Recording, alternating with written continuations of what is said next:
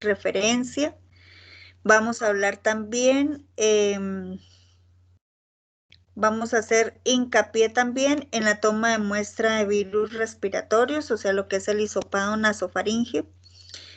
Y cualquier dudita que tengan me la pueden ir manifestando en el transcurso de la presentación.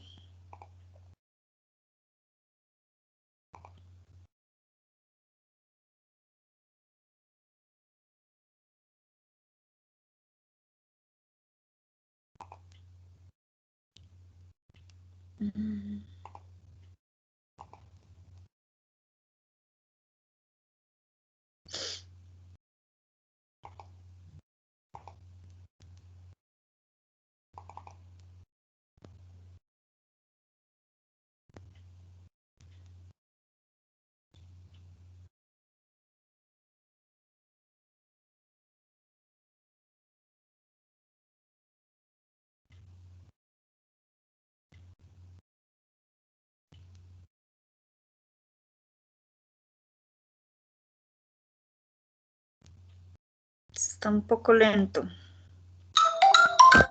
Está lento. Se quedó pegado.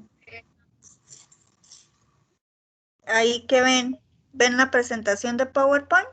No, su archivo. Su escritorio. Ujú.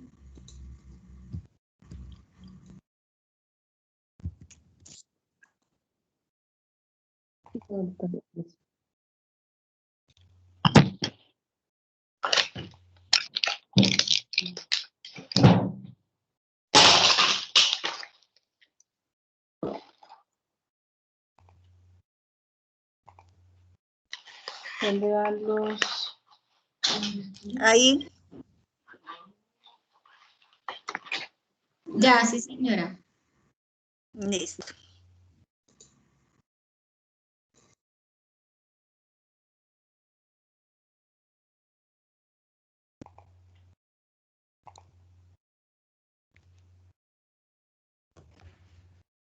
No, está muy lento. Bueno, vamos a hablar de la toma, transporte y referencia de muestras de centros de salud y servicios de la ES Hospital San Juan de Dios de Pamplona hacia el laboratorio clínico. ¿Sí pasó la diapositiva? Sí, señora. Bueno, entonces dentro del objetivo general que tiene este manual, se supone que este manual, ustedes tienen acceso a este manual en todos los servicios y en todos los municipios. El objetivo de este manual es preservar la integridad e identidad de las muestras con la finalidad de mantener la estabilidad de las propiedades que componen a cada una de las muestras sin importar cuál es su origen. Sí, pues estamos hablando de muestras biológicas. Entonces tenemos que considerar las diferentes variables que pueden llegar a afectarla y de eso se trata esta presentación. Dentro de los objetivos específicos, dentro de uno de los objetivos más importantes es impartir los lineamientos necesarios para garantizar la identificación inequívoca de las muestras y así asegurar la trazabilidad de las mismas en la fase preanalítica, que es la fase que ocurre o que está compuesta por todas las actividades que suceden antes de que la muestra llegue al laboratorio, la fase analítica que ya corresponde a su procesamiento y la fase posanalítica que es cuando ya emitimos un resultado en el laboratorio. Otros objetivos son la preparación y colocación de los diferentes tipos de contenedores cuando vamos a hablar del transporte, cumplir con las condiciones y requisitos de seguridad y los formatos y la papelería necesaria para medir la trazabilidad de las muestras. Entonces, la primera actividad, y yo diría que una de las más importantes, es la recepción del paciente. Entonces, sin importar el servicio, en el momento en que el paciente se recepciona o se canaliza para una toma de muestra, debemos aplicar la siguiente lista de chequeo. Verificar las condiciones de preparación del paciente si es necesario, o sea, si requiere ayuno o algún otro tipo de preparación. Verificar la identidad del paciente, verificar que la orden corresponda al paciente, verificar que la factura corresponde a la orden médica y al paciente, esto para el caso de consulta externa y de puestos satélites como los municipios, y verificar la disponibilidad del material necesario. Entonces, ¿con qué condiciones debe cumplir el paciente para una toma de muestra? Entonces, esto depende del ámbito en el cual sea tomada la muestra. Si son exámenes de rutina, por ejemplo, los que se están tomando en este momento en el puesto satélite que tenemos en la feria, o en los 6 municipios que tenemos en nuestra área de influencia, el paciente debe llegar completamente en ayunas. El ayuno ideal es de 10 a 12 horas, especialmente cuando el paciente tiene exámenes de química sanguínea, pues en general los exámenes de hematología no requieren ayuno. No fumar antes ni después de la realización de los, no fumar antes ni durante la realización de los exámenes, ya que la nicotina puede afectar algunas mediciones hematológicas y algunas mediciones químicas. No ingerir bebidas alcohólicas 3 días antes de la realización de los exámenes de laboratorio, porque esto va a afectar el perfil lipídico. Si está tomando algún medicamento, informar en la toma de muestra el nombre del medicamento y qué dosis está tomando. Y si se ha realizado algún examen de radiología con medio de contraste, no debemos realizar ningún laboratorio hasta después de 3 días, cuando se supone que ya se ha eliminado por completo este componente. No realizar ninguna actividad física como trotar o hacer ejercicio antes de la realización de los exámenes, porque se puede alterar la glucosa y la creatinina. Disponer de tiempo suficiente, aproximadamente entre 3 y 4 horas si tiene exámenes que tienen que ver con curvas de tolerancia a la glucosa. Para las muestras de orina siempre se debe hacer un lavado genital completo con abundante agua y jabón antes de recolectar la muestra en un recipiente estéril, pues comprado en una droguería. Se recoge la primera orina de la mañana, descartando la primera parte de la micción, es decir, que se recolecta la segunda parte en el recipiente y se descarta la última parte. Esta técnica es conocida como técnica del chorro medio. Cuando estamos hablando de orina de 24 horas, entonces se deben dar las indicaciones al paciente acerca de cómo se obtiene la muestra. La primera muestra del primer día se evacúa normalmente en el sanitario y se empieza a recolectar a partir de la segunda muestra, y se concluye con la primera muestra del segundo día, ¿sí? Esa práctica que en algún momento se llevó a cabo, que empezaban a las 4 de la tarde y entregaban la orina a las 4 de la tarde del siguiente día, en realidad ya no aplica. Siempre se debe empezar con la segunda orina del primer día y terminar con la primera orina del segundo día. Mantener la muestra refrigerada todo el tiempo y lógicamente rotular el envase de manera correcta.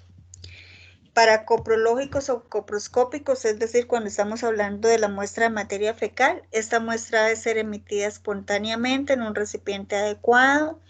Tener en cuenta que estos recipientes que son cerrados a presión, pues también están mandados a recoger, y la muestra no debe estar contaminada ni con agua ni con orina.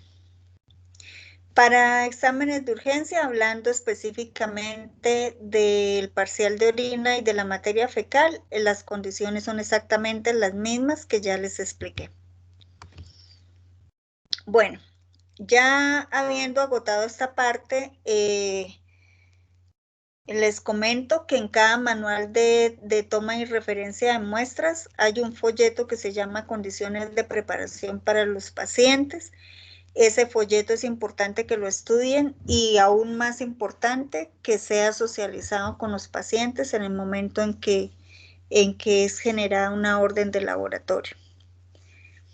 En cuanto a la documentación necesaria, tenemos la primera y una de las más importantes a tener en cuenta es la orden médica. pues ustedes saben que en estos momentos esa orden está siendo generada por el sistema, pero sin embargo hay momentos en que no contamos con sistema, no contamos con internet.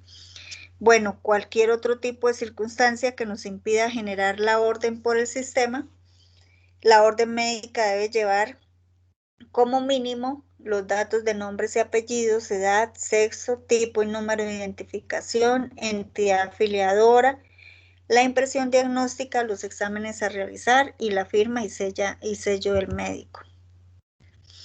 Aparte de ello, pues el paquete que llega al laboratorio, hablando de consulta externa y puestos satélites, debe tener la factura, la autorización si es necesaria, el consentimiento informado si aplica y el formato de entrega de muestras al servicio para medir la trazabilidad. Este formato de entrega de muestras al servicio también aplica para urgencias y hospitalización. ¿Cómo se realiza el marcaje de las muestras? Entonces, el marcador debe ser imborrable, usar rótulos, usar los mismos rótulos que trae el material, evitar cinta, micropor, esparadrapo o cualquier otro tipo de material que se pueda desprender si se humedece el tubo, nombres y apellidos completos y número de identificación.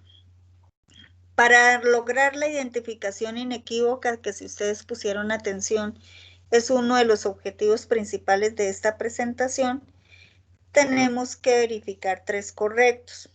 Entonces, que el paciente sea correcto. Se verifica el nombre del paciente mediante interrogatorio, siempre preguntando cuál es su nombre, logrando de esta manera que el mismo paciente se identifique. Si el paciente en el momento no puede identificarse por sí mismo, entonces se corrobora la información con la etiqueta de la cama o con algún acompañante, pero siempre tiene que verificarse. Segundo, la orden correcta. Siempre se debe contar con orden por escrito antes de tomar las muestras, salvo alguna emergencia en la cual pues no dé tiempo para generar la orden por escrito. Y el material correcto se verifica contra la solicitud médica, se debe alistar el material y marcarlo antes de tomar la muestra. Las medidas de bioseguridad que se deben tener en el momento de tomar las muestras, pues son medidas de bioseguridad universales que manejamos en cualquier servicio del área hospitalaria. Entonces, pues el uso de elementos de protección personal, la bata manga larga, los guantes, la cofia, el tapabocas. Recordemos que todos los pacientes y sus muestras son potencialmente infectados con VIH o con cualquier otro tipo de infección que pueda llegar a ser transmitida por sangre o por secreciones. Utilizar las gafas protectoras o máscara cada vez que sea posible. No comer, fumar, aplicar cosméticos en el área de trabajo, no utilizar joyas, reportar los accidentes oportunamente, mantener el lugar de trabajo ordenado, no guardar alimentos en las neveras, mantener los elementos de protección personal únicamente en el lugar de trabajo, no deambular con ellos por las otras áreas, el lavado de manos y el correcto desecho de los elementos, la correcta disposición de los desechos, lo cual está registrado en nuestro plan de gestión integral de residuos hospitalarios y similares. Bueno, utilizar el cabello recogido, las uñas cortas, utilizar en lo posible uniforme. Listo. Vamos a hablar ya como de la parte que en realidad ya nos compete y es como esencial en esta capacitación, y es la adecuación de las muestras para su transporte y procedimientos de manipulación. Entonces, lo primero que vamos a mirar son los tubos de extracción. Entonces, en el momento la institución solamente cuenta con tubos Vacutainer o tubos al vacío. En alguna época, pues nosotros alcanzamos a tomar muestras en tubos sin tapa, al goteo y hasta eran tubos de vidrio. En este momento, pues gracias a Dios, ya contamos solamente con el sistema Vacutainer, que es mucho más seguro y es mucho más rápido y práctico de utilizar. Entonces vamos a ver para qué se utiliza cada tapón. Entonces los tubos tapa roja y tubos tapa amarilla, ellos no contienen ningún aditivo, hablando como tal de anticoagulante, y se utilizan para obtención de suero. El suero se utiliza en análisis de química, inmunología, pruebas especiales y también en la detección de anticuerpos en las pruebas cruzadas. Por eso es importante que cuando hay una orden de transfusión siempre se tomen los dos tubos, tanto el tapa amarilla como el tapa lila. El tubo tapa lila sí contiene un aditivo y es un anticoagulante llamado ETA. Este tubo debe mezclarse por inversión suave 30 veces después de tomar la muestra y conservar la relación anticoagulante-muestra. ¿Cómo se conserva la relación anticoagulante-muestra? Yo creo que ustedes alcanzan a ver ahí en el centro de la etiqueta, ya cerca al tapón, hay como un puntico oscuro. Ahí es donde nos está mostrando cuál es el nivel que debe tener la muestra, ¿sí? Es importante conservar esta relación porque si nosotros tomamos una muestra más pequeña, se nos va a diluir con el anticoagulante, y si tomamos una muestra por encima de esa señal, podemos correr el riesgo de que la muestra se nos coagule porque el anticoagulante sería insuficiente. Este anticoagulante no es aparentemente visible porque es un anticoagulante que se depositó en el tubo por aspersión. Entonces, él está pegado a las paredes del tubo.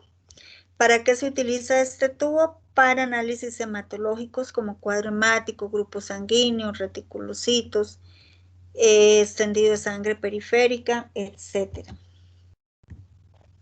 El tubo tapa azul contiene anticoagulante también y es citrato de sodio al 3.8%. Este anticoagulante es más aparente porque se ve el líquido dentro del tubo. Se utiliza para pruebas de coagulación, dentro de ellas tiempo de protrombina, tiempo de tromboplastina, fibrinógeno, dímero D. Debe mezclarse de igual manera que el tubo tapa lila 30 veces suavemente por inversión. Los tubos tapa verde tienen también aditivo, otro tipo de anticoagulante que se llama heparina de litio. Se utilizan para la determinación de gases venosos o arteriales y electrolitos. Igualmente se mezcla durante 30 veces por inversión y se debe conservar la relación anticoagulante-muestra. Dentro de las agujas que tenemos para la extracción de muestras sanguíneas, entonces tenemos las agujas Vacutainer, que son especiales para la extracción al vacío, la aguja pericraneal o miniset, que es el equipo alado que se utiliza cuando la punción se realiza en niños, en bebés o de pronto en personas con difícil acceso venoso, y la aguja hipodérmica convencional, pero en realidad pues esa aguja poco se utiliza actualmente. Dentro de otros dispositivos tenemos la jeringa de heparina de litio, que es la que se utiliza para la obtención de muestra de gases sanguíneos o arteriales, venosos o arteriales.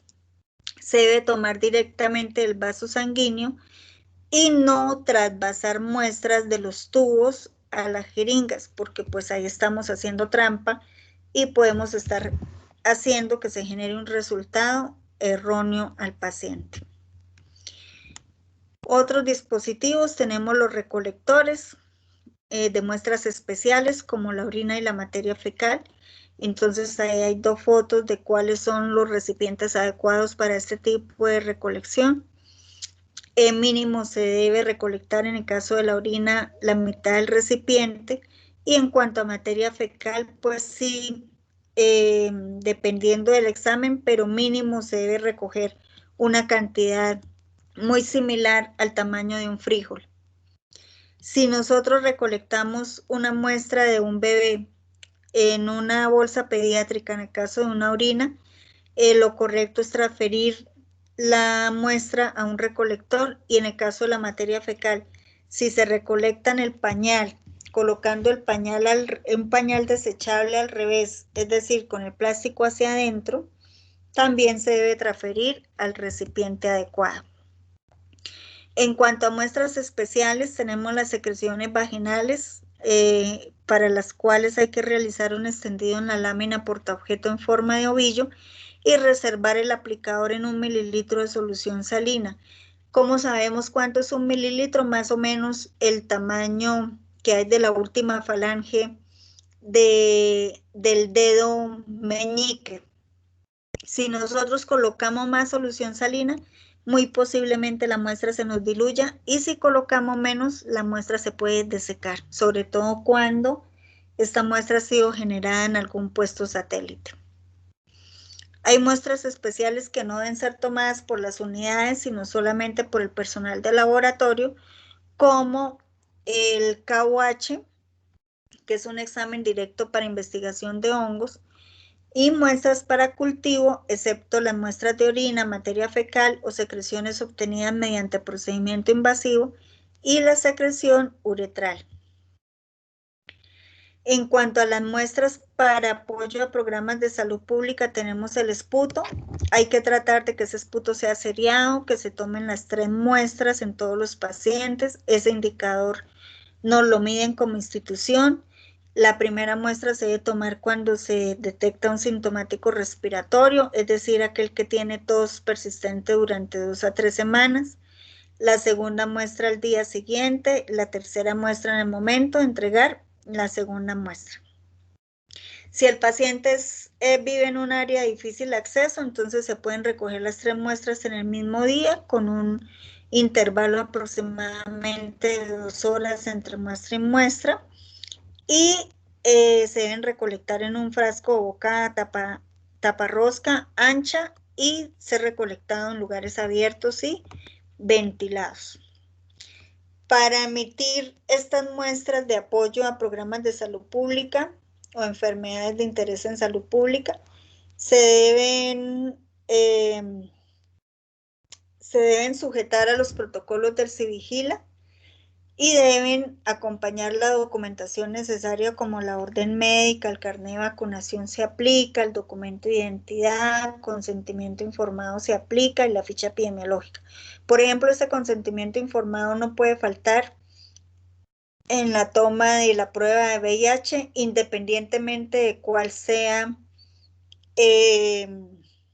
la impresión diagnóstica. Por ejemplo, si hace parte del control prenatal, o si es un contacto sospechoso, o si es control de joven, no importa, siempre debe llenar el consentimiento informado, o si de pronto es accidente laboral también. Bueno,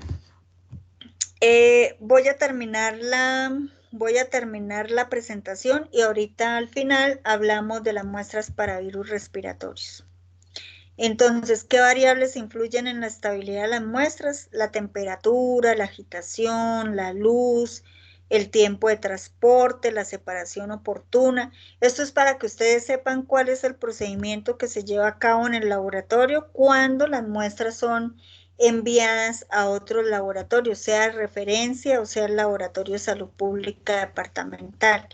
Entonces, siempre se debe tener en cuenta el triple embalaje.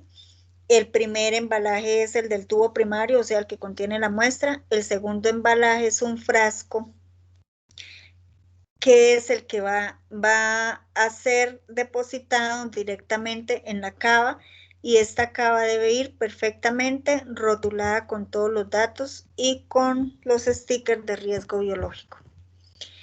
Esta parte muy importante que todos ustedes la deben saber ya para finalizar. ¿Cuáles son los motivos por los cuales se pueden rechazar una muestra en el laboratorio? Entonces, cuando la muestra llega sin marcar o llega mal rotulada, cuando la muestra es insuficiente o estuvo mal preservada, cuando la muestra está mal tapada o destapada, la muestra ha sido contaminada, cuando hay pérdida de la relación anticoagulante muestra, cuando la muestra está coagulada o hemolizada, y ahí faltó colocar cuando la muestra no está debidamente respaldada por los soportes que les mencioné hace un momento. Eh,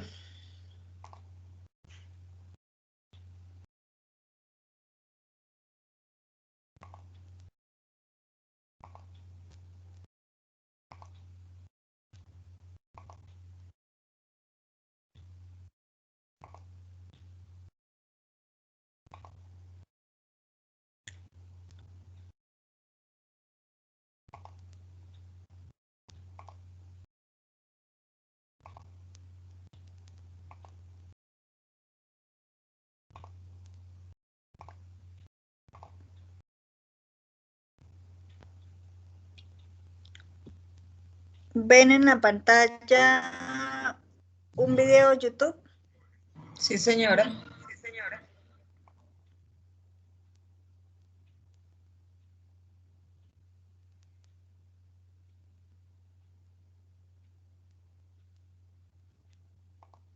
El éxito del diagnóstico virológico depende de tres cosas principalmente. Uno, de la recolección de la muestra. Dos, del tiempo y del tipo de muestra. Y finalmente, del transporte y la conservación de la muestra. Para la recolección de la muestra necesitamos emplear unas barreras primarias que consisten en una bata de desechables antifluidos, una protección ocular, guantes, una protección para evitar el contacto del cabello con la muestra o con el paciente y tapabocas, una mascarilla N95. No nos sirven las tapabocas normales, ya que la diferencia es que estas N95, estas mascarillas, atrapan partículas y evitan el contacto de estas partículas con nuestra piel. El otro punto para el éxito de nuestro diagnóstico virológico es el tipo de muestra y el tiempo en la recolección de la muestra. Para esto, todas las muestras de virus respiratorias se deben recolectar dentro de los 5 primeros días, máximo hasta los 10 primeros días de inicio de síntomas. Una persona asintomática no se le debe recolectar muestras. Una persona con síntomas es a la cual se le puede recolectar diferentes tipos de muestras, como el hisopado faríngeo, un aspirado nasofaríngeo o un aspirado endotraqueal o inclusive lavados bronquialveolares. Si lo que vamos a recolectar es hisopado faríngeo, es importante recordar que los hisopados se deben recolectar en medio de transporte viral, mínimo 1.5 ml. Se deben utilizar hisopados de poliéster, no hisopados de dacrón, baja lenguas, y es importante tener insumos como esferos o marcadores con el fin de identificar nuestra muestra. Si es una muestra de aspirado nasofaríngeo, se debe utilizar una sonda de calibre de 8 o, si es en menores, una sonda de 3 o 5 de diámetro, jeringas de 20 o de 10 mililitros. No es recomendable la de 5, ya que la de 5 no aspira, no succiona bien la secreción traqueal a la cual queremos recuperar. Necesitamos solución salina, estéril, y el tubo colector donde vamos a vertir el destilado de la muestra. El otro punto es el transporte y la conservación de la muestra. Es importante recordar que los virus respiratorios se deben conservar y se deben transportar a una temperatura de 2 a 8 grados. Temperaturas por encima a 8 grados pueden causar la muerte de la partícula viral y alterar los resultados del laboratorio. Para esto, las muestras se deben transportar siguiendo las recomendaciones de la IATA. Las muestras deben estar refrigeradas, se deben emplear pilas o refrigerantes congelados con el fin que garanticen que las muestras lleguen al Laboratorio de Salud Pública o al Instituto Nacional de Salud. Dentro de los diferentes tipos de muestras que tenemos para la recolección de las muestras respiratorias y asegurar un óptimo diagnóstico virológico, tenemos el hisopado faríngeo o nasofaríngeo. Para esto es importante recordar que necesitamos del medio de transporte viral, un hisopado faríngeo, un marcador o esfero para poder identificar nuestra muestra. Es importante recordar que al paciente se le debe explicar qué es lo que se le va a hacer, cuál es el procedimiento. Para esto, el paciente debe estar inclinada su cabeza a un ángulo de 45 grados. Esto va a permitir que el hisopo realmente recorra el tracto respiratorio en la fosa nasal. Abrimos nuestro medio de transporte viral. Nuestro hisopo lo vamos a introducir en la fosa nasal, el cual recorre todo el conducto. Es importante recordar que el hisopo no puede quedar en forma horizontal, porque esta muestra no sería la ideal, sino que por el contrario debe recorrer toda la fosa nasal, de ahí la importancia que el paciente quede en un ángulo de 45 grados. Giramos y extraemos nuestro hisopo. Este hisopo se introduce en el medio de transporte viral. Rompemos este varillo, es muy flexible, es muy fácil de romper. Cerramos el medio de transporte viral. Marcamos la muestra con el nombre completo y el número de documento de identidad del paciente.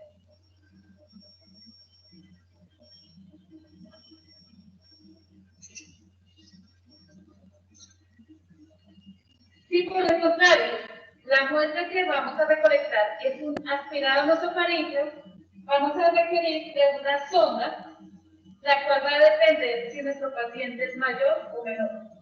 Si nuestro paciente es mayor, vamos a requerir una sonda de un calibre de 8 de diámetro, y si nuestro paciente es menor, el calibre debe ser de 3 o 5.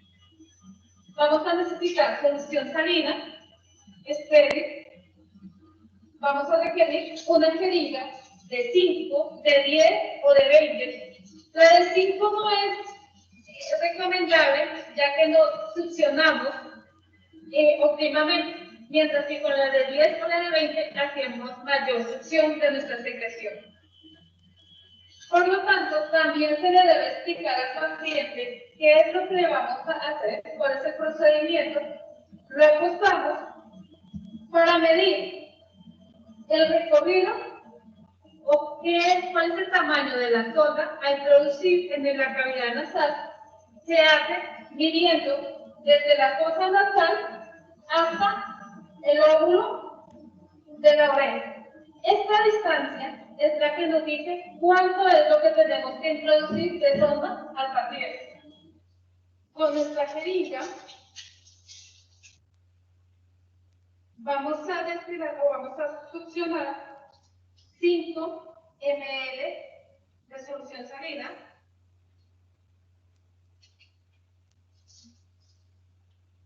Unimos con la sonda.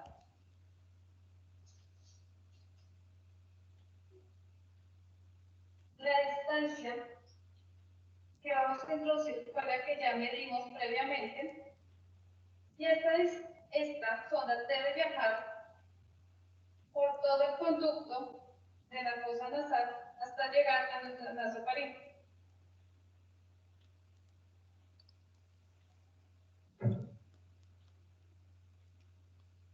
Ahí destilamos los 5 ml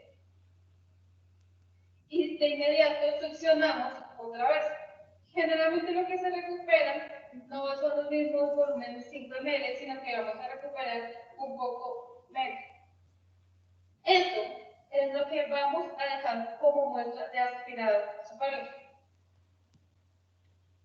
Retiramos la sonda que introducimos, la punta la colocamos en el tubo en el cual vamos a recolectar la muestra. Destilamos el volumen extraído y con la ayuda de las tijeras cortamos esta punta. Cerramos el tubo.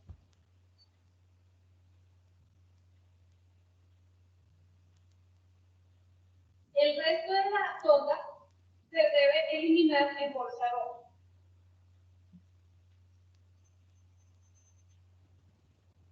Marcamos nuestra muestra con el nombre completo del paciente, nombres y apellidos, así como su número de identificación, es decir, cédula o documento de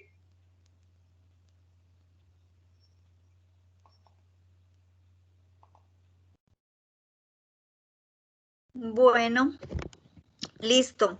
¿Algunas recomendaciones adicionales respecto a la toma de muestras de hisopado nasofaringeo, sobre todo? Hacerles el recorderis de que los hisopos que se deben utilizar son flexibles, son hisopos de nylon o de poliéster, no pueden ser metálicos. Estos deben ser partidos de tal manera que permitan el cierre hermético del vial que contiene el medio de transporte viral. Entonces hay que tener mucho cuidado porque muchas veces las muestras han sido entregadas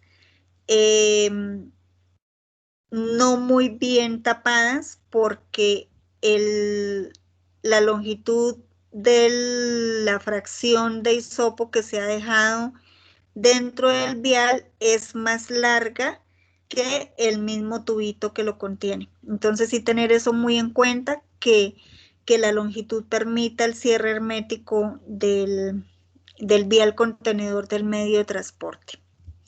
Y supremamente importante tener en cuenta que como el marcaje del vial le corresponde al laboratorio y ustedes ya van a recibir el material marcado, pues siempre verificar la identidad del paciente antes de tomar la muestra, que sí corresponda con la orden y que corresponda con el material que ha sido liberado por el laboratorio. No sé si alguien tenga alguna duda, quiera hacer alguna pregunta o quiera hacer algún aporte.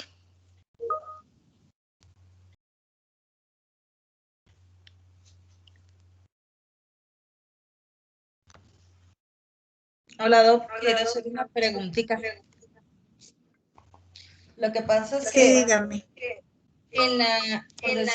por decir, tuvimos un paciente que le tomaron tipo muestra a 6:30 de la tarde. Cuando recibimos turno 7, cuando se pasa uno a revisar los exámenes, eran tipo 9 de la noche.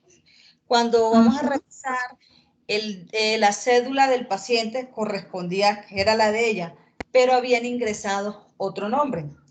Pues al nosotros llamar al laboratorio y preguntar qué pasó, pues ya era cambio, no estaba el mismo médico que había procesado las muestras y eso.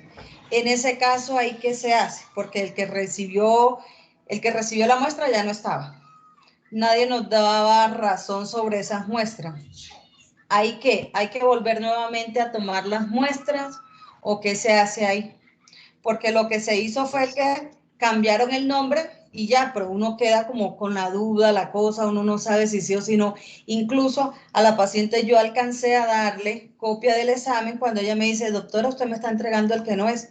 Y cuando miro si era la cédula de ella, pero no era el nombre de ella. Bueno, primero que todo, se tiene que reportar eso como un incidente. Sí, eso no se puede dejar de reportar porque esos planes de mejoramiento son los que nos sirven para ir tomando las acciones correctivas. Segundo, en laboratorio debieron haberle solucionado en qué sentido. Si bien es cierto que el bacteriólogo o el auxiliar, quien haya recibido las muestras inicialmente, o sea, las que tomaron antes de las 7 de la noche, esas muestras no se descartan sino hasta el otro día. Entonces, en realidad era muy fácil corroborar si la muestra estaba bien marcada y si en realidad sí correspondía al ingreso que se había hecho, ¿sí? Si el número de identificación correspondía con la orden, laboratorio tenía que haber hecho esa corrección. Entonces, es muy importante informar este tipo de situaciones y sí les agradezco que me mantengan informada de esas cosas, sobre todo como en este caso que no obtuvieron solución por parte del servicio. En realidad la aplicación, hay una aplicación que se llama MyProcess, que es una aplicación que lo que busca es un enlace entre el sistema de información del laboratorio y el QAP. Entonces, ¿qué se supone que se logra con esa aplicación? Que tan pronto el médico genere la orden, de inmediatamente esa orden pasa con toda la información que fue ingresada en el CUAP al laboratorio. O sea, el laboratorio ya no tendría que hacer ingreso nuevamente. Con los mismos datos que se están generando en CUAP, se generaría la orden del laboratorio. Entonces, esa es una de las barreras que nosotros tenemos por implementar, pero desafortunadamente no se ha podido hacer todos los ajustes necesarios. Pero sí me parece muy importante, doctora, que cuando ustedes tengan algún inconveniente de este tipo, me lo hagan saber. Que de alguna manera yo les ayudo a Esa noche, pues yo se lo reporté a la solucionar. Pues ella me dijo que se encargaba de hacer como el acta, el formato que solicitan y eso. La respuesta que me dio pues en el laboratorio me dijeron, esperen un momento y yo hablo con el bacteriólogo que estaba en la tarde. Y a los 10 minutos me dijeron, doctora, que ya vamos a corregir, ya vamos a cambiar el nombre. Pero sí le queda a uno como la duda y eso. Entonces yo, bueno, ellos cambiaron el nombre ya. No puedo decir se verificaron muestra, no, porque ahí sí me queda difícil esa partecita. Sí, claro, pero entonces eso sí lo puedo hacer yo, porque yo les pido foto del tubo, porque yo sé cómo se le puede hacer la trazabilidad a la muestra. Entonces, por eso cuando no obtengan ningún tipo de solución o no se sientan como satisfechos con el resultado, no duden en escribirme y preguntarme, que yo les ayudo a solucionar.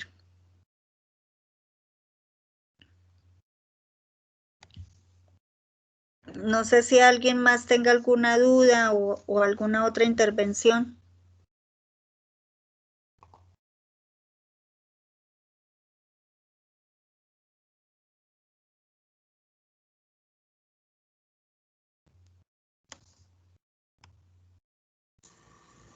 Aprovechen a preguntar lo que no sepan, ya que la doctora Yata tiene la disponibilidad. Ahí está el poste, de todas maneras, también para que me hagan el favor y lo diligencien. Bueno, entonces si no tienen más preguntas, pues muchas gracias a todos por la asistencia, muchas gracias doctora Yata por su disponibilidad. Y esto, síganse cuidando todos o sigámonos cuidando todos y que pasen una feliz noche. Gracias a todos. Muchas gracias, Yorley. De nada.